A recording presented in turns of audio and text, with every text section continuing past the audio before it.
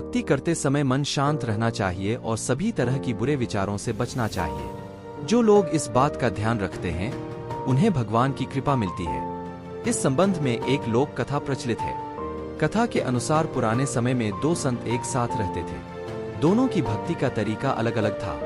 एक संत दिन भर तपस्या और मंत्र जाप करते रहता था, जबकि दूसरा संत रोज सुबह शाम पहले भगवान को भोग लगाता और फिर खुद भोजन करता था।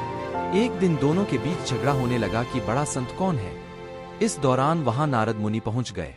नारद ने दोनों संतों से पूछा कि किस बात के लिए लड़ाई कर रहे हैं। संतों ने बताया कि हम ये तय नहीं कर पा रहे हैं कि दोनों में बड़ा संत कौन है। नारद ने कहा कि ये तो छोटी सी बात है, इसका फैसला मैं कल कर दूंगा।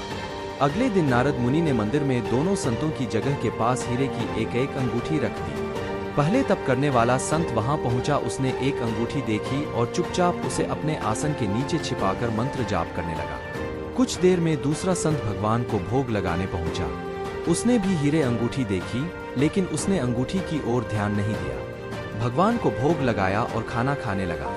उसने अंगूठी नहीं उठाई। उसके मन में लालच नहीं जागा, क्योंकि उसे भरोसा था कि भगवान रोज उसके लिए खाने की व्यवस्था जरूर करेंगे। कुछ देर बाद वहां नारद जी आ गए। दोनों संतों ने पूछा कि अब आप बताएं कि हम दोनों में बड़ा संत कौन है। नारद ने तपस्या करने वाले संत को खड़े होने के लिए कहा। जैसे ही वह संत खड़ा हुआ तो उसके आसन के नीचे छिपी हुई अंगूठी दिख गई। नारद मुनि ने उससे कहा कि तुम दोनों में भोग लगाकर खाना खाने वाला संत बड़ा है। तपस्या करने वाले संत में चोरी करने की बुरी आदत है। उसने भक्ति के समय में भी चोरी करने से संकोच नहीं किया, जबकि भोग लगाने वाले संत ने अंगूठी की ओर ध्यान तक नहीं दिया। इस कारण वही संत बड़ा है।